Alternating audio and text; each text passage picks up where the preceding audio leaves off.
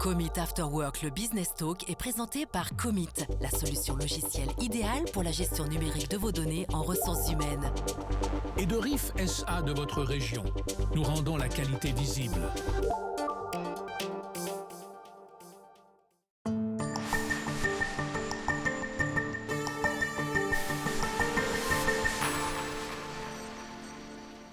Elle importe et distribue certains des vins les plus prestigieux et les plus rares du monde. J'ai le plaisir de recevoir Mélanie Pauly-Blazer, la codirectrice de Vinum à Bienne. Mélanie Pauly-Blazer, bienvenue. Merci. Avec vos deux frères Romain et Alexandre, vous êtes la 3e génération à tenir les rênes de l'entreprise familiale. Vous importez des vins d'une dizaine de pays que vous vendez dans toute la Suisse à des privés, à des restaurants, des hôtels, même des palaces. Vous êtes notamment importateur officiel suisse de Baron Philippe de Rothschild. Ces vins sont parmi les plus prestigieux au monde. D'ailleurs, Philippe de Rothschild, qui est donc un des plus célèbres vignerons, aurait dit que faire un grand vin, c'est faire de l'art. Alors, je vous pose la question, est-ce que vous vendez de l'art ? Merci pour cette introduction. Oui, parfois on a l'impression qu'on vend de l'art, on vend du plaisir aussi. Mais oui, des fois on a vraiment l'impression qu'on vend de l'art. C'est quand même beaucoup de travail derrière un verre de vin, une bouteille de vin. Et c'est un travail fait avec amour et ça peut s'apparenter à de l'art, je pense. On verra que vous allez découvrir les domaines de vos fournisseurs et parfois c'est impressionnant justement. Vous êtes issu d'une famille d'entrepreneurs, on connaît bien dans la région Villy-Pauly. Avec sa femme, ils ont commencé leur carrière en tenant une épicerie. On raconte qu'en vacances, il aurait rencontré quelqu'un de la maison Rothschild justement, avec qui il a fait un pari, lequel ? Oui, voilà, c'est l'anecdote de la piscine. Il aurait parié donc d'importer les vins de la famille Rothschild en Suisse et de les distribuer dans toute la Suisse. Ce qu'il a fait et ça reste toujours maintenant l'ADN de notre entreprise. L'anecdote de la piscine. Voilà, parce on l'appelle comme ça à l'interne. Parce que c'était en plus dans une piscine. Parce que c'était dans une piscine, voilà, pardon, ouais, c'est vrai. C'était au bord d'une piscine en vacances qu'il a rencontré quelqu'un et qu'ils ont commencé à discuter. Et c'est là qu'est venue l'idée d'importer des vins. Et ces bouteilles n'étaient pas autant connues, ce vin n'était pas autant connu à cette époque-là? Non, c'était moins prestigieux, mais c'était quand même déjà une grande maison. Voilà, c'était déjà assez connu. Et puis, vous me disiez en préparant cette interview que quand le vin de ces vins de cette maison Rothschild a dépassé les 100 francs la bouteille, là, vous êtes dit, plus personne va les acheter, quoi. Oui, c'est juste, c'est mon père qui s'est dit ça. Quand il a vu que le prix dépassait 100 francs la bouteille, il s'est dit, je vais appeler la baronne, qui connaissait un petit peu. C'est pas possible, on va plus pouvoir vendre une bouteille. Et maintenant, c'est bien plus cher encore et on en vend quand même. Ce grand-papa, donc, il va fonder l'entreprise en 74. Votre papa Thierry est avocat à l'époque, mais il passe son temps libre sur les routes du vin. Et puis, petite déjà, vous étiez fascinée par ce qu'il vous racontait de ses aventures. Oui, c'est vrai. Mon papa nous a bercé d'histoires qui vivaient à travers ses voyages pour aller visiter les domaines. Il nous a bercé d'histoires avec la famille Rothschild, qui est quand même, voilà, c'est une famille importante en France. Ils permettent de vivre certaines choses quand on travaille avec eux. On a été bercés par ces histoires qui nous faisaient rêver quand on était enfant, il faut le dire. Et il y avait d'ailleurs une anecdote, malheureusement vous n'avez pas retrouvé la photo. Qu'est-ce qu'on voit sur cette photo? Oui, c'est vrai que mon père avait une relation assez privilégiée avec la baronne Philippine de Rothschild, ce qui est assez rare parce que c'est très protocolé quand on rencontre la famille. Et j'ai une photo où mon père et mon grand-père lui font un bisou, voilà, et c'est assez rigolo parce qu'aujourd'hui c'est vraiment inimaginable. On voit une photo de vous, enfant, au téléphone. Est-ce qu'aujourd'hui aussi, vous passez beaucoup de temps au téléphone? Alors, dans le cadre de mon travail, je passe beaucoup de temps au téléphone. Mes amis rigoleraient de m'entendre parce que j'aime pas téléphoner dans la vie privée, mais dans le cadre de mon travail, oui, je passe beaucoup de temps au téléphone encore. Voilà.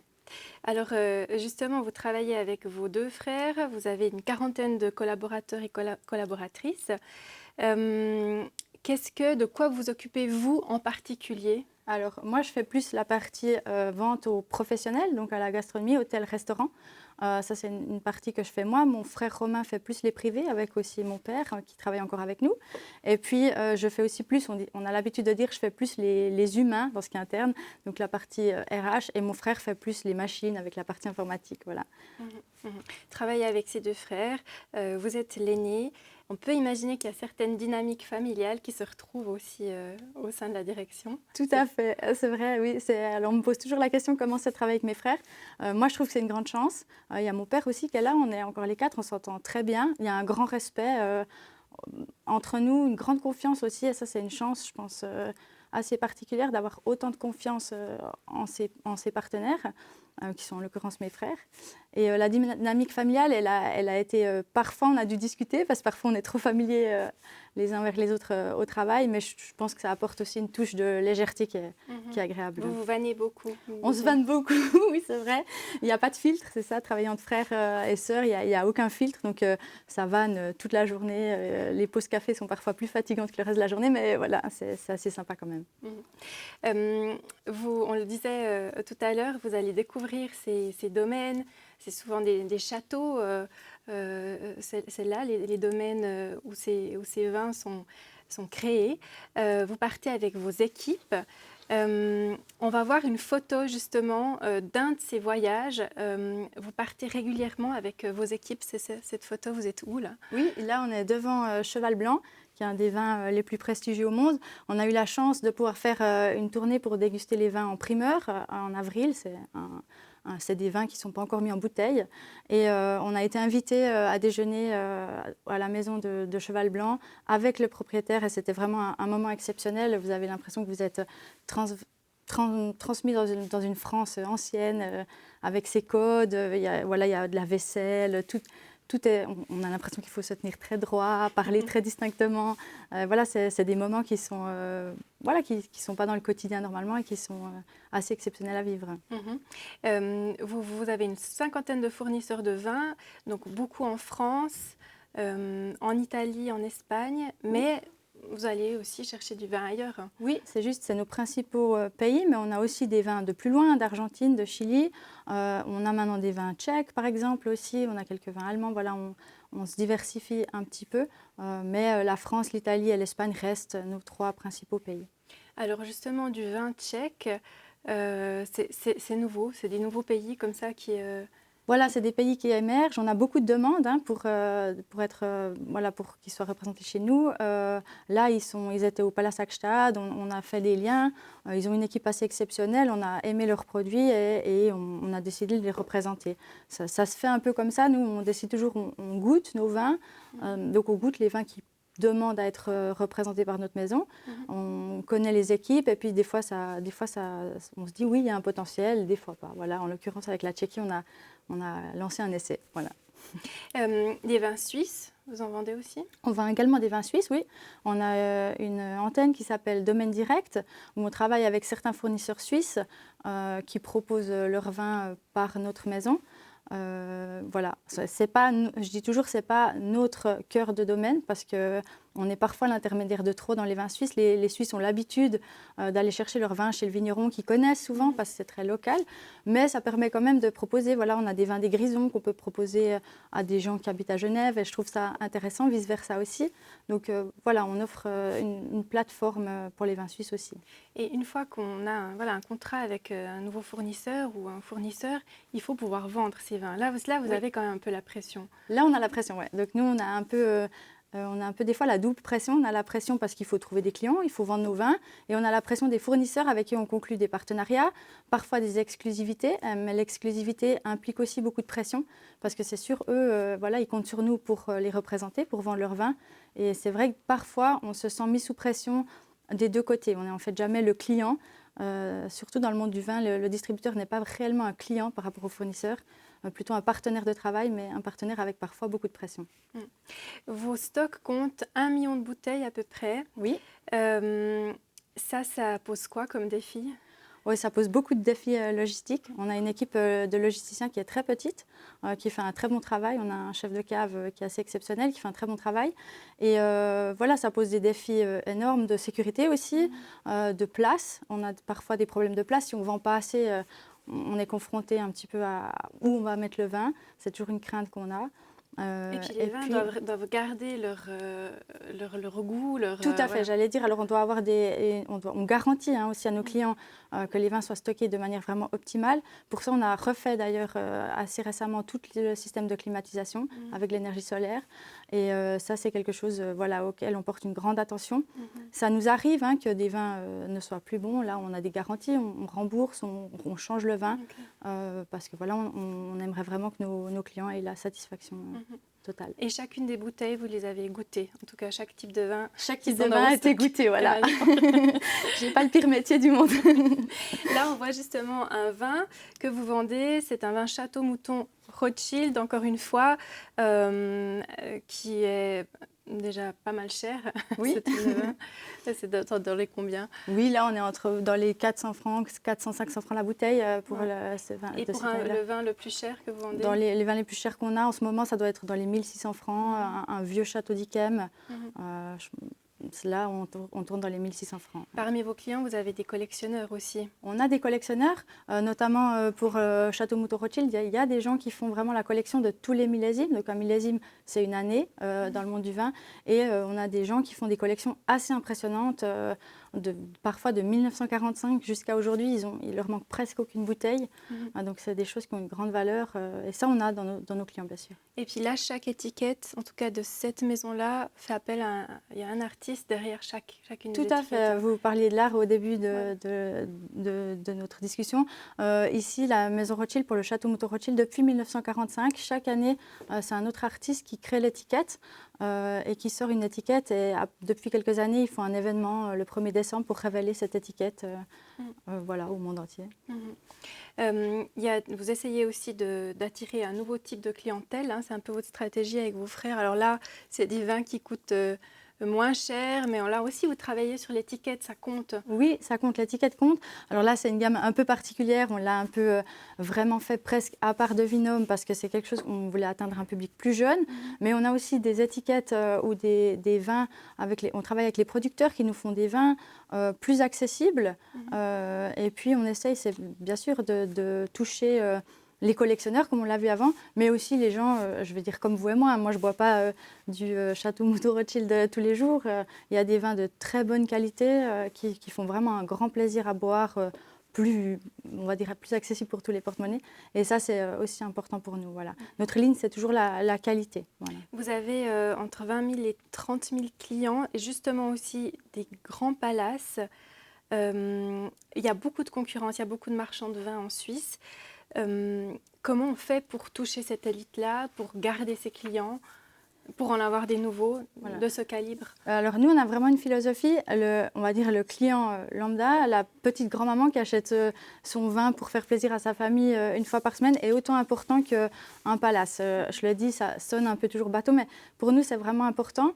On vise, c'est sûr, les grands établissements aussi parce que ça nous fait une carte de visite pour nos fournisseurs qui après, eux, ont envie, c'est sûr, d'être présents dans de tels établissements. Il y a quoi comme établissement, par exemple? Par exemple, on est présent au Palace de Gstaad, on est présent à l'Ermitage, à Schönried, au Carlton, à Zurich. Voilà, c'est quelque chose qu'on essaie de développer. Mais on tient aussi à nos clients plus, on va dire, comme vous et moi, j'imagine, qui achètent leur vin plus régulièrement aussi. Et c'est quelque chose qui nous tient aussi à cœur. Voilà, donc on a vraiment toutes sortes de clients. Vous êtes à la tête de cette entreprise, finalement, vous rêviez de faire ça, déjà enfant, de rejoindre un jour l'entreprise familiale. Je vous ai demandé d'amener justement des photos de votre enfance et vous avez choisi une photo avec votre grand-maman maternelle. Pourquoi? Parce que ma grand-maman maternelle, elle a énormément compté pour moi. C'est vrai que ça représente moins l'entreprise, mais c'est quelqu'un qui avait une grande joie de vivre, qui m'a apporté énormément pendant toute mon enfance, comme mes parents, mon grand-papa maternel aussi. C'est les 3 personnes qui ont vraiment fait mon enfance. Mais ma grand-maman, c'est vrai, avait une place particulière dans mon cœur. Et là, votre grand-papa maternel avec ma fille Alice, ma première fille, j'ai eu la chance qu'il la connaisse pendant ses 2 premières années de vie.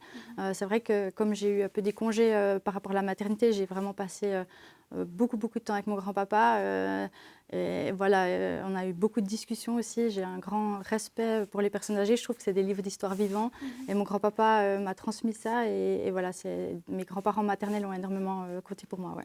Vous avez donc cette fille, Alice, qui a 6 ans maintenant. Oui. Et puis votre deuxième fille, Manon, qui a 4 ans. Elles ont l'air d'avoir aussi de la joie de vivre et c'est ce que vous essayez de leur transmettre aussi. Oui, c'est vrai. Comment on fait alors? Je crois qu'il faut continuer à rigoler. C'est vrai que la joie de vivre, c'est vraiment quelque chose qui est très important pour moi. J'ai l'impression que si on a profondément une joie de vivre, on se sort de toutes les situations. J'ai eu ça de ma grand-mère, de ma mère. Je dis toujours, on est une lignée de femmes et j'essaie vraiment de transférer ça à mes filles. Alors comment on fait? On rigole, on fait la folle avec ses filles. On n'hésite pas à faire un peu n'importe quoi pour faire rire, mais je pense que c'est important. Et c'est aussi important dans le travail. Je pense qu'on peut travailler de manière très professionnelle, très sérieuse, tout en rigolant. Je pense que l'un n'annule pas l'autre. Avec ses collègues, mais est-ce que aussi avec finalement vos fournisseurs, avec les clients, on peut un peu pousser les lignes et puis vous arrivez du coup plus facilement à créer un lien peut-être plus profond aussi, peut-être de rigolade, qui vient justement de cette force que vous avez? Moi j'en suis convaincue. C'est vrai que j'ai de la peine à rester dans des relations superficielles. Je suis quelqu'un qui est un peu parfois trop spontané, mais ça entraîne aussi, j'ai appris à accueillir cette spontanéité, parce que je trouve que parfois c'est vrai que ça crée des liens, on rigole, ça approfondit les relations, qui mine de rien, c'est des gens qu'on côtoie beaucoup dans le travail et c'est plus agréable aussi si ça s'approche d'une certaine amitié que si ça reste totalement froid. Voilà. On voit une autre photo de votre famille, là, votre maman, Oui. avec votre papa qui, lui, vous a transmis plutôt alors aussi ses métiers, finalement, marchande de vin. Oui. Et il était avocat et vous êtes aussi avocate de formation. Oui, c'est juste. Oui, j'admire beaucoup mes parents, je dois dire. C'est quelque chose qui guide ma vie, je dois le dire. Mon papa a fait avocat de formation et quand je lui ai toujours dit que je voulais reprendre l'entreprise, il m'a dit mais il faut faire un métier d'abord. Et je pense par admiration, j'ai fait le même métier que lui parce que j'ai eu beaucoup de plaisir à faire. Et voilà, mes parents sont très importants. On est une famille assez fusionnelle et mes parents prennent une grande place. Mais vous avez exercé comme avocate Je n'ai pas exercé comme avocate en tant que telle, hormis les stages nécessaires pour faire le brevet d'avocat. Je suis après allée travailler dans une autre école où j'ai enseigné le droit. Voilà, j'ai choisi ça. Et ça n'a pas forcément été facile ensuite de quitter ce métier? Non, en fait, quand j'ai décidé de ne pas exercer le métier d'avocate, j'aurais pu le faire. J'ai eu des propositions d'emploi. C'était une grande décision. Là, j'ai discuté avec mon père. Est-ce qu'un jour, je pourrais reprendre l'entreprise ou pas? Je ne voulais pas investir le temps de monter. C'est énormément de travail d'être avocat, de monter sa place au sein d'un cabinet. Et ce n'est pas un temps que je me voyais investir dans l'idée de tout arrêter 3-4 ans plus tard. C'est pour cette raison-là que je n'ai pas fait avocate. Mais c'est sûr que j'ai beaucoup aimé ce métier et c'était quand même avec surprise, mais une déchirure de me dire que je ne l'exercerai pas. Après, le droit, il y en a tout le temps, donc ce n'est pas un regret du tout. Vous utilisez quand même encore vos connaissances tout à fait, ouais. Dans le cadre de votre activité actuellement. Et puis alors, pendant 3 ans, dès l'âge de 26 ans, sauf erreur, en 2013, vous êtes devenue conseillère de ville à Bienne. Oui, c'est juste. Et qu'est-ce que ça vous a appris alors? Beaucoup de choses, le fonctionnement d'une ville, le fonctionnement des institutions un petit peu de l'intérieur. Ça m'a aussi permis de faire beaucoup de rencontres de gens très intéressants, de tous bords politiques. J'ai eu un grand plaisir à faire cette expérience, j'ai toujours aimé la politique.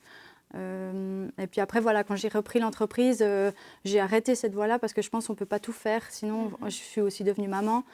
Et à un moment donné, je pense qu'il faut faire des choix, sinon on est partout et on fait tout mal. Donc j'ai réduit ce côté-là de ma vie. Mais vous m'avez quand même dit en préparant l'émission que ça vous a un petit peu déçu du monde politique local.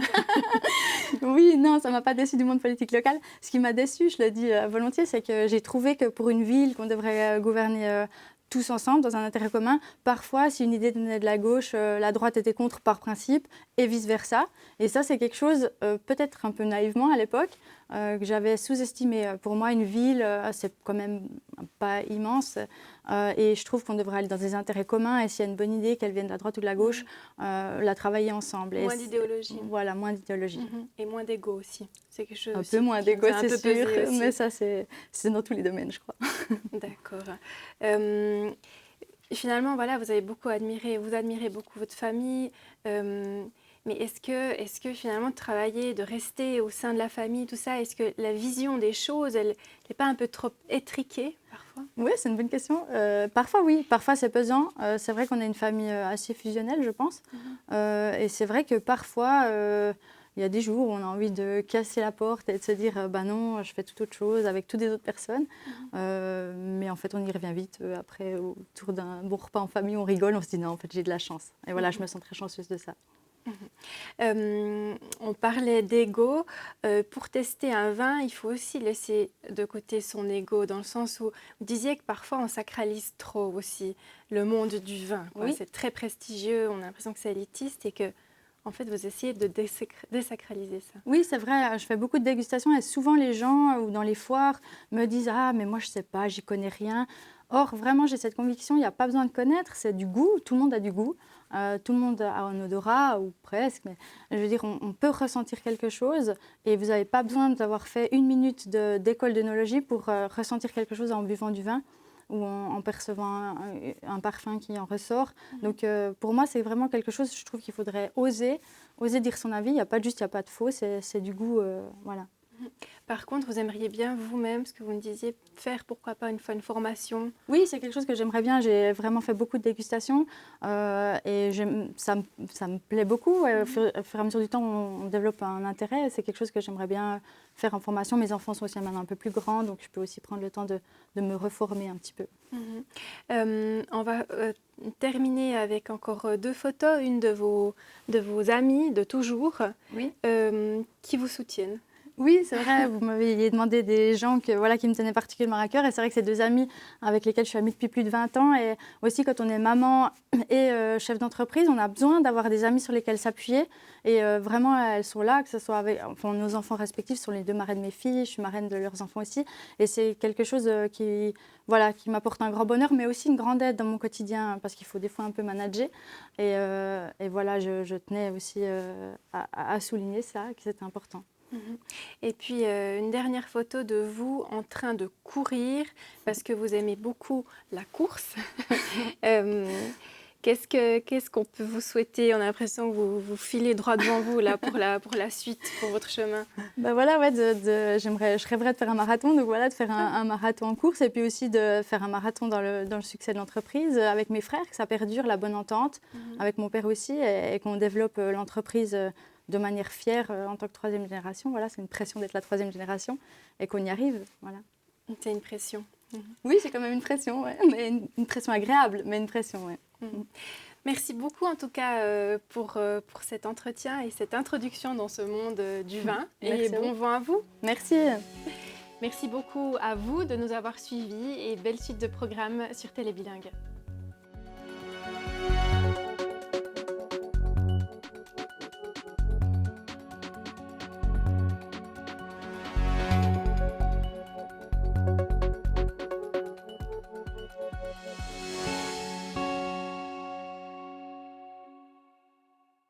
Commit After Work, le Business Talk, a été présenté par Commit. Une gestion des ressources humaines plus simple, plus numérique, plus rapide et à un prix imbattable. Et de RIF SA de votre région. Nous rendons la qualité visible.